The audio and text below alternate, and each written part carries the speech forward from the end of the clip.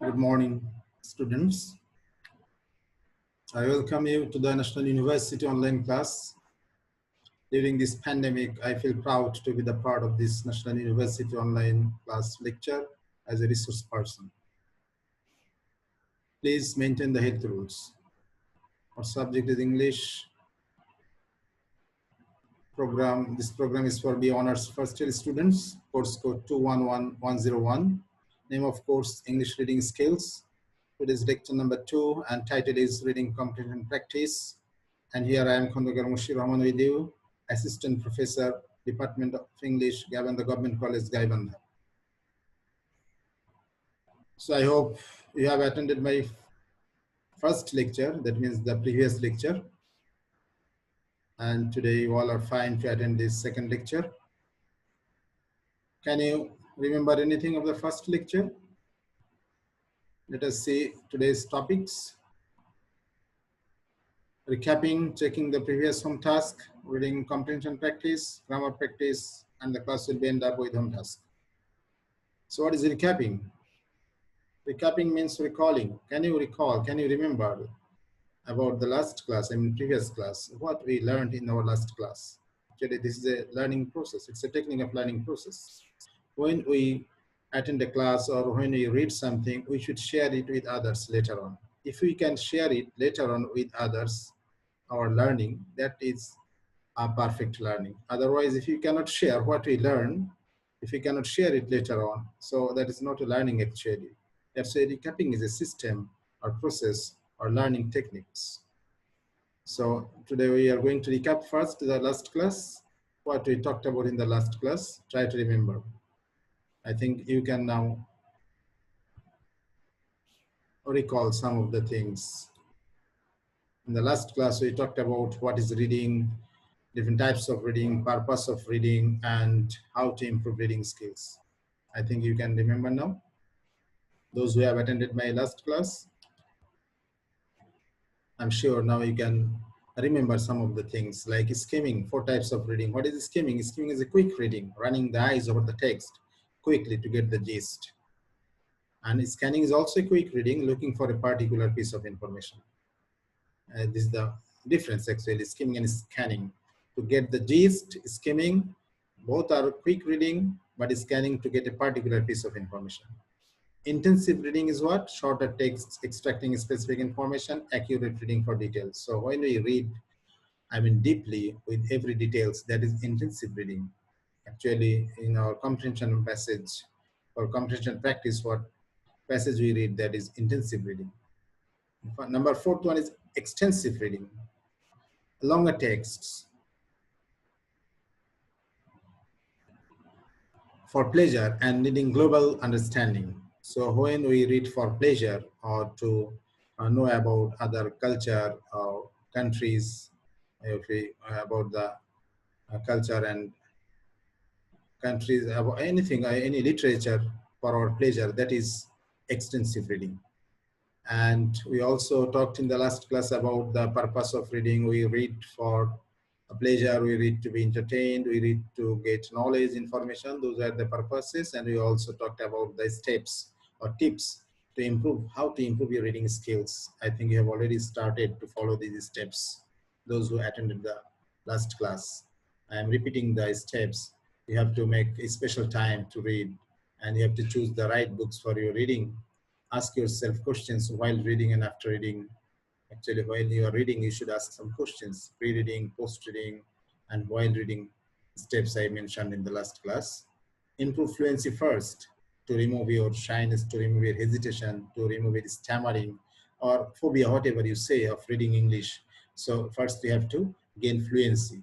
If you get fluency first, then you will have no hesitation to read English. Later on, you will try to learn the meaning. Is the 5th step. Once you have learned to speed up, that means when you have got your fluency, then you slow down. That means try to know the meaning, give importance to know the every details of the text. Ask lots of questions while reading. Read it again. You know, can you remember Ezra Pound, the poet said, reading first time is just seeing, So reading once means just seeing, not reading actually. That's why if we want to get the content of any text properly, we should read at least twice. If we read thrice, we get better understanding of the text. Read many kinds of texts. That means you should not confine yourself within the textbooks only or the study guides. You should read other things also: emails, Facebooks, articles, journals, and storybooks, and different type of funny books, magazines, to improve your reading skills. And of course, you have to enrich your vocabulary to improve your reading skills. If you have a good, rich vocabulary, then you will feel comfort reading any English texts. So these are the things that we talked about in the first class, previous class. Today is in the second lecture, we are going to practice comprehension passage. So now I will give you a passage, you will read it, and later on I will give you some questions to answer. So while reading, you follow the reading techniques: skimming, scanning, and intensive reading. This is not actually reading for pleasure. This is not extensive reading. Now you have to do, I mean, intensive reading, because after the reading, you will be given some questions. So start reading. Reading is two types we learned, One is reading silently, another aloud. Reading aloud, reading silent. So you have to take silent reading now. Take 2.5 minutes, or at least 3 minutes to finish this page.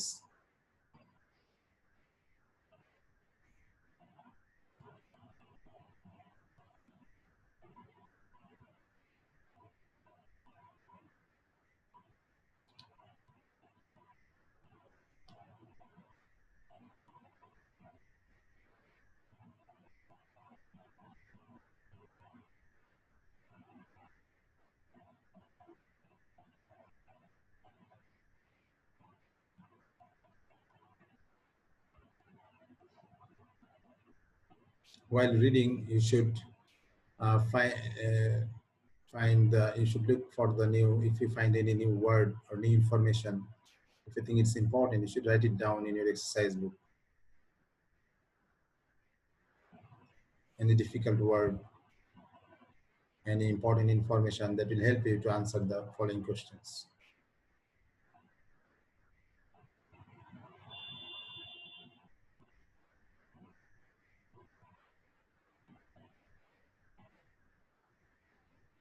So read quickly.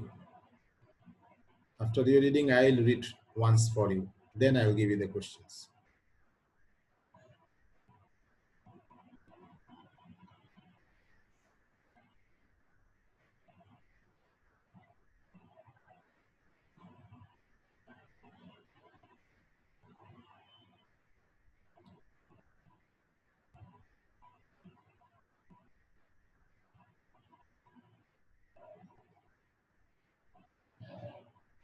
Thirty seconds to go. Have you done? I think you have finished this first slide. Now the story is continuing in the second slide. Another 2 minutes to go for this slide.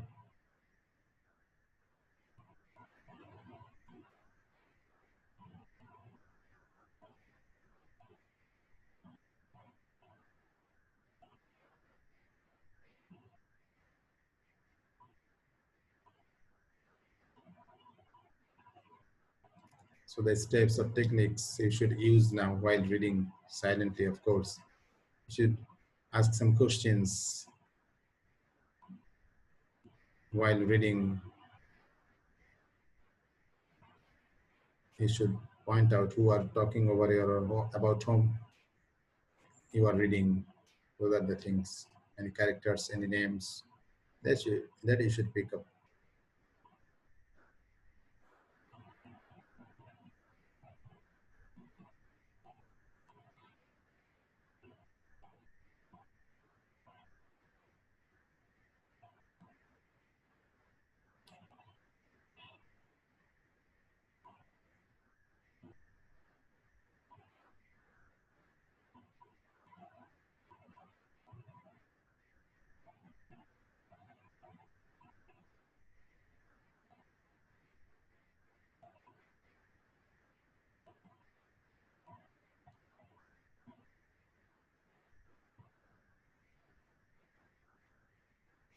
Have you done? Over 10 seconds or 15 seconds?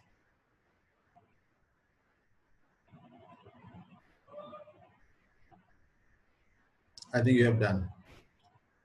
Now look at the last part of the story. Not more than 2 minutes. Try to finish this one.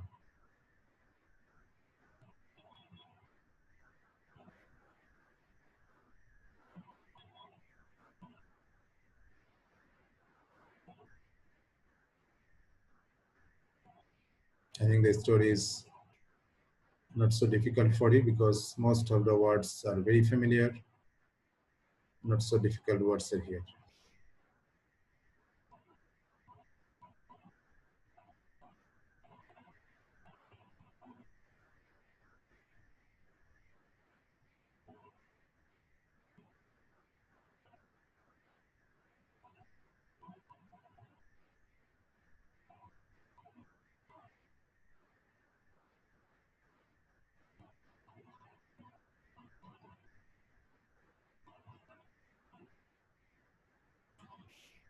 Those who are still slow, try to be a fast reader. I mean, quick reader. As you have learned fluency first. So you have to read fluently with correct pronunciation.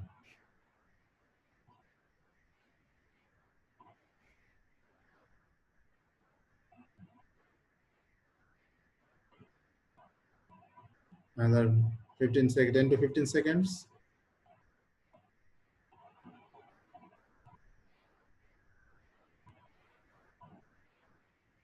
I think you have done. Now I am reading for you.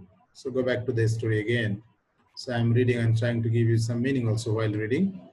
And after this reading, I'll give you some questions to answer. So this is the story about the life of Helen Keller. Many people have heard of Helen Keller. She is famous because she was unable to see or hear, but learned to speak and read and went on to attend college and earn a degree. Her life is a very interesting story, one that she developed into an autobiography.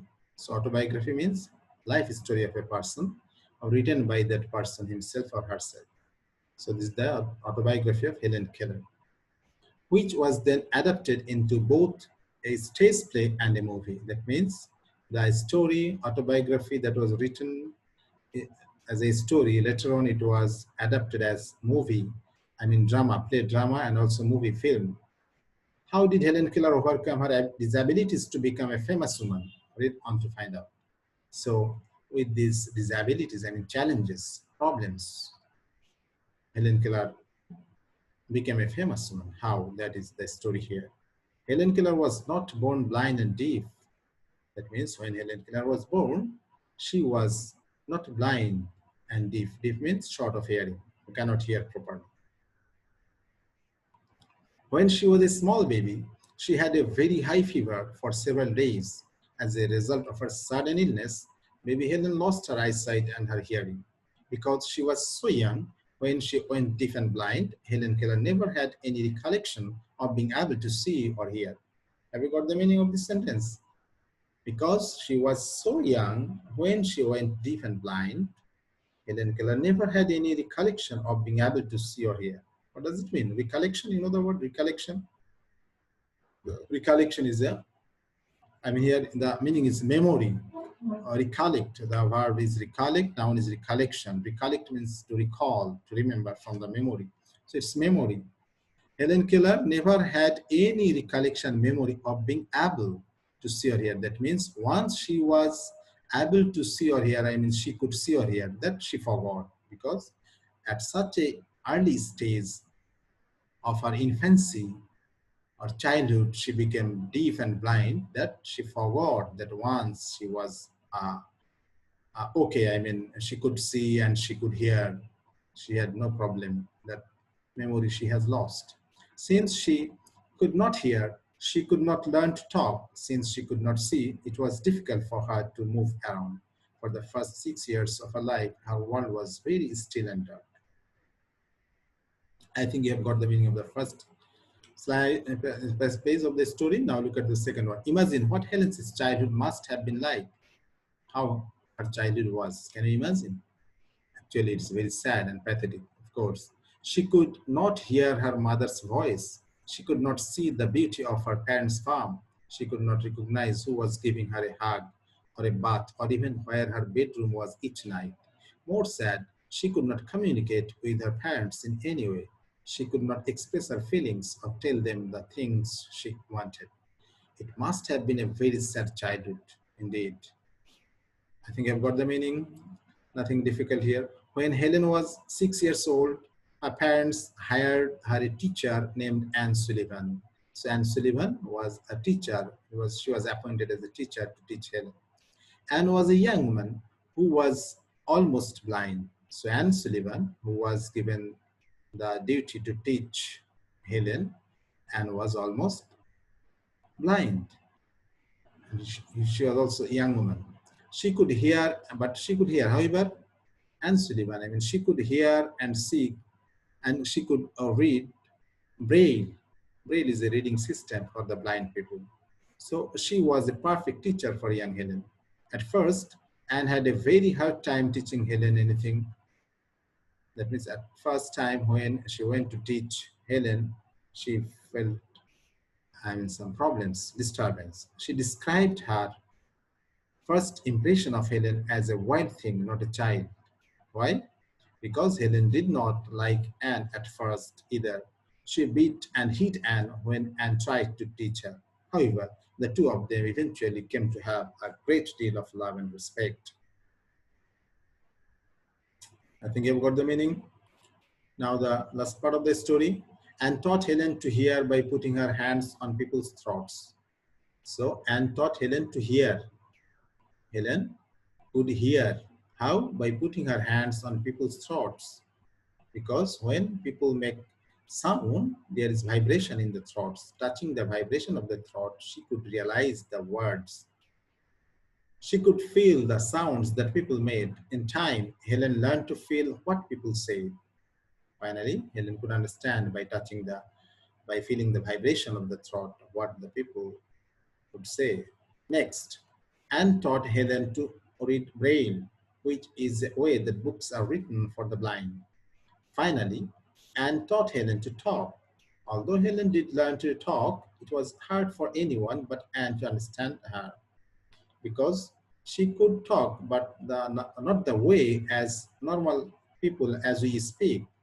She used to use sign language or anything else that only Anne could understand and could translate it for the other people. As Helen grew older, more and more people were amazed by her story. She went to college and wrote books about her life. She gave talks to the public with Anne at her side, translating her words. As you see, as we talked here, that means Anne was there to translate the words or sign language spoken by Helen for the people. Today, both Anne Sullivan and Helen Keller are famous women who are respected for their life's work. They're very famous for their life's work. Though they are disabled people, handicapped people, disabilities, and handicapped, physically handicapped, but still they are, for their work, they have become famous in the world. Now, it's your turn to answer some multiple choice questions. So I'll give you the question first. Later on, I'll show you the answer. You will check your answer. Let's look at the questions. Try to give tick mark to the right options. Number one, Helen Keller could not see and hear. And so what was her biggest problem in childhood? Option A, inability to communicate. Option B, inability to walk. C, inability to play. And ability to eat. Have you given tick mark? Very easy, I think, for you. Helen learned to hear by feeling the vibrations people made when they spoke. What were these vibrations were felt through? Have you got the questions? The option is mouth, throat, ears, lips. What were these vibrations were felt through? How? By what organs the vibrations were felt? I think very easy for you.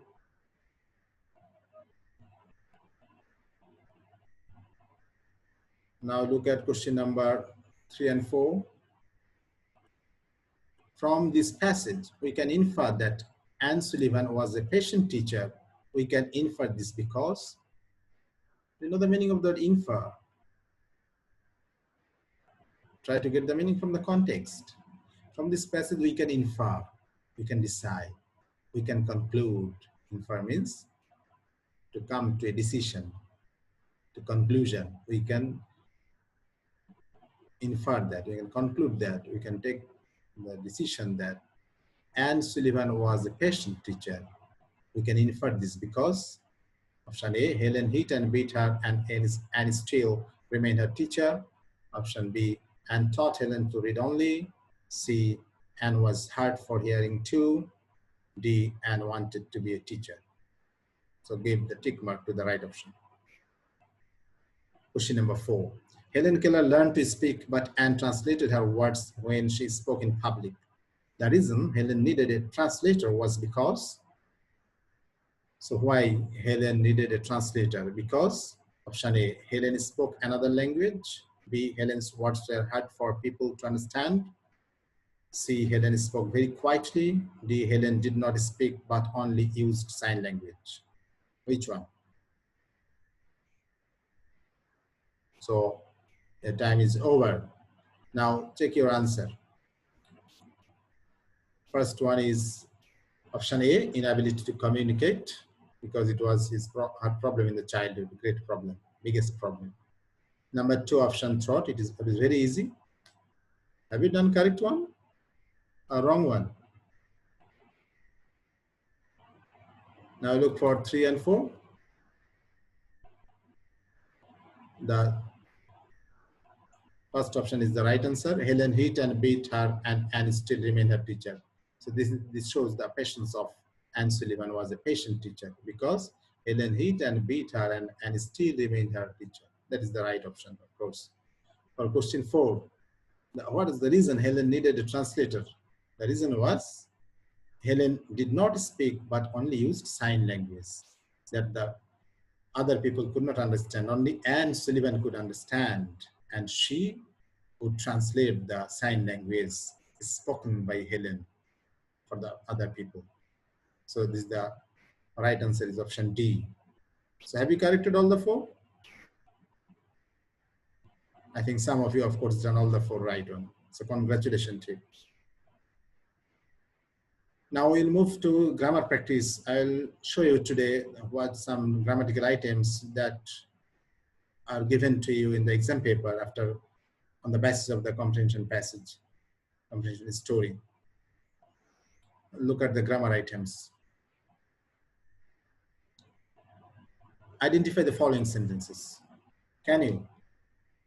According to structure. In the next class, I'll try to show you the basic rules, basic techniques, how to transform or how to identify the sentences. But before teaching you, actually, I am going to just know how much you can remember, because up to class 12, intermediate level, you have done all these things. Different type of sentences, simple, complex, compound, transformation also you have done. So this is not new. So I'm asking you today, try to just check yourself and check your level, how much you are still capable with these grammatical items.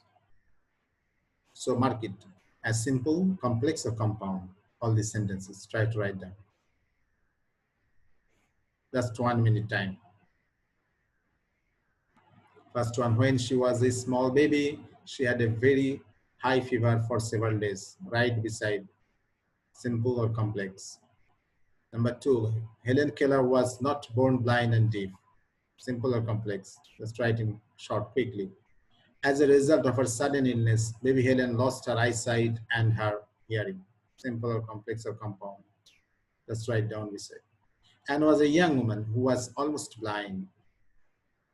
Next one, and taught Helen to hear by putting her hands on people's throats. As Helen grew older, more and more people were amazed by her story. So just mark it. The time is over. Now check your answers. The first one was complex sentence. You see, why complex? If there is one main clause and one subordinate clause, that is a complex sentence. Now look at this sentence. When she was a small baby. This is subordinate clause because in complete sense. When she was a small baby. She had a very high fever for several days. This is the main clause. If we find one subordinate clause and one main clause in a sentence, that is complex sentence. I think you can remember now. You can recall now complex, compound. So Helen Keller was not born blind and deaf. This simple sentence, of course, because this coordinating word is here, but it is not coordinating two clauses. It is coordinating two words. So looking at and, we should not confuse. This is compound. It's not compound. There is only one verb. That's why this is simple sentence. As a result of her sudden illness, you look at this part, there is no verb. So this is a phrase. This is not a clause. As a result of her sudden illness, baby Helen lost her eyesight and her hearing. So though the sentence looks long, it contains only one main verb, finite verb, lost. That's why this is also a simple sentence. So when we find any big sentence or long and large sentence, we should look for the verbs. Anne was a young woman who was almost blind. So here are you see two verbs, and here is one subordinate clause who was almost blind in complete sense. That's why this complex sentence. And taught Helen to hear by putting her hands on people's throats. This is simple. Again, don't confuse, because you have to look for the verb, main verb. If there is only one main verb, finite verb, that is simple sentence. How long the sentence is, that doesn't matter. And taught Helen to hear. To hear is infinitive, it's not verb. The main verb is taught. It's the only one finite or main verb. To hear is infinitive. It's non-finite verb. By putting her hands, this is not verb also. By putting, by plus chiran, putting her hand with ing, her hands on people's throats. So this is only one verb. That's why it is also a simple sentence. Last one. As Helen grew older, more and more people were amazed by her story. So this is complex. As Helen grown. So the verb is grew, here one verb. And this is a clause, and this subordinate clause, because in complete sense, as Helen grew older. So here is one subordinate clause, more and more people were amazed by her story. This is a main clause, this again a complex sentence. Now, can you try to change these sentences as directed in the next slide? Look at the next slide. Let's do a little work. It's like a class work, you know. I told you, when you sit for the class, you must take pen and paper beside you. If you don't keep pen and paper with you, then you cannot do work. This is actually practical work, practical class. Learning by doing. Just listening is not a proper learning. Learning by doing, you know. So you have to do some work. Do it quickly. Another minute. As directed. I'll give you 1 minute to finish this. You have to make it simple. The first one, you have to make it simple. Second one, complex. Third one, complex. Fourth one, compound. And you have to change the voice, active and passive. That you are also familiar with, I think, because up to intermediate level, you had this. In the next class, I'll try to show you some basic rules of transformation, of course. But today is just introducing or reviewing the things that you learned before, and you have to do in this March first year also, these things. And the reading skills. Have you done? Now check your answer. Match your answers with the following. In or during her infancy or childhood, you can write in or during, or you can write infancy or childhood, the options. You can write in her infancy or during her infancy. So you look, this is not a clause now, this is a phrase. There is no verb, so this is not a clause. During her infancy or childhood, she had a very high fever for several days. Now this is simple sentence, because here is only one verb, had. And this portion is a phrase. There is no verb. And second one, we have made complex. When Helen Keller was born, she was not blind and deaf. You see, here we have made a clause. When Helen Keller was born, this is subordinate clause. She was not blind and deaf. This is main clause. That's why this is complex sentence. Look at the sentence. Helen Keller was not born and blind and deaf. It was simple. We have to make complex. When Helen Keller was born. So that's, we have added a subordinate clause. Baby Helen lost her eyesight and her hearing as she became suddenly ill. This is a complex. So what we have done, again, to make it complex, we have added a subordinate clause. As she became suddenly ill. It was not there. Go back to that question. As a result of her sudden illness. There is no verb. So this is a phrase. From this phrase, we have turned this phrase into a clause, subordinate clause. Then the sentence turned to be a complex one. Look at the answer again. Baby Helen lost her eyesight and her hearing. The main clause is unchanged. The phrase is turned to be a clause as she became suddenly ill. So became is a verb. Now this is subordinate clause. Have you got the point? We have to make a subordinate clause from simple to complex, to make from simple to complex. Anne was a young woman and she was almost blind. Compound. Compound means what? There is coordinating words or two or more main clauses, I mean coordinating clauses. As these main clauses are added with coordinating words conjunction, that's why these are also called coordinating clause. So two or more main clauses added with conjunction. This compound. Helen was taught by Anne to hear by putting her hands on people's throats. Passive. Helen was taught by Anne to hear by putting her hands on people's throats. An active one, as Helen grew older, her story amazed more and more people. Her story amazed, attracted more and more people, or surprised, amazed or surprised more and more people. This is the active one. Look at the question was, Anne taught Helen. This was active. To make it passive, we just change subject to object and the form of the verb. Helen was taught by Anne. The answer is Helen was taught by Anne. The other parts are unchanged. And again, the question was, as Helen grew older, more and more people were amazed by her story. It was passive. We have to make it active. The answer is, as Helen grew older, her story amazed more and more people. So, have you done? How many have done corrected? Who has done all the sentence corrected, answers corrected? So, congratulations again, because you have remembered those things that you learned up to HSC level. In the next class, we will do more practice with some basic techniques, how to change. Now, another item you are going to be introduced today of your question paper in English reading skills in part A, synonyms or writing word meanings and making sentence. On the basis of the passage, some words should be given. So from our passage, today we have read Life of Helen Keller. I have given some words here. Now you have to write the meaning of these words in English. So get ready, start writing the answers. Write down the meaning of the following words in English and make your own sentences with them. So 2 minutes time. To do this, you will get 2 minutes only. Autobiography, deep, recollection, recognize, impression. Write down the meaning and try to make sentence also.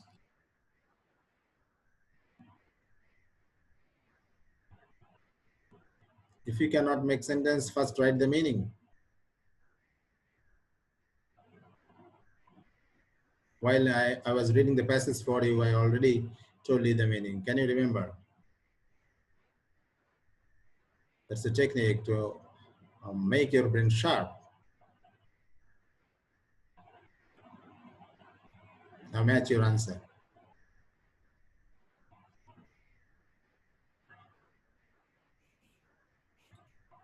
Match your answers with the following. Autobiography means life story of a person written by that person himself or herself. Here is a sentence I have given. You might write another sentence on your choice. Anna Frank's diary is a famous autobiography. Deaf means short of hearing. His grandfather has become deaf. Recollection means memory. Shelley lost the recollection of her childhood for a severe road accident. Of course, you might write your own sentence, no problem. Recognize means to identify. Can you recognize the man standing at the gate? Impression means idea. First impression is not always the last impression. So I think you have written some different sentences, of course. It is good. You should not write down only one sentence. You should make various types of sentences with the same word to improve your, English skills, reading skills and writing skills. So today we are going to be at the end of the class. So home task. So before giving today's home task, I would like to know, did you do the last home task? We are supposed to ask you in the first. I am asking you at last. After attending my first class, did you do the homework? The class was reading skills. I asked you to read at least one passage or a story, and after reading that passage or story, any articles from newspaper, you should make some questions on the story. That's a technique to improve your reading skills, understanding level of English. Now today's home task, what is autism? You have to write, you have to do some writing works at home on the basis of this story. Today's story was about actually autism, the life of Helen Keller, an autistic child, handicapped child. So you have to write from your own knowledge. What is autism?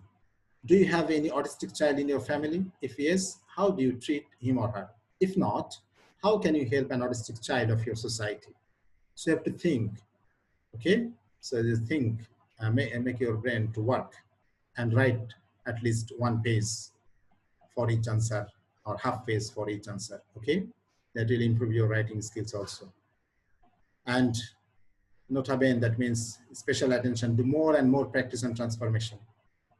Don't forget to do it because you learned it after intermediate level. Now you have to revise those things. Use any good grammar books.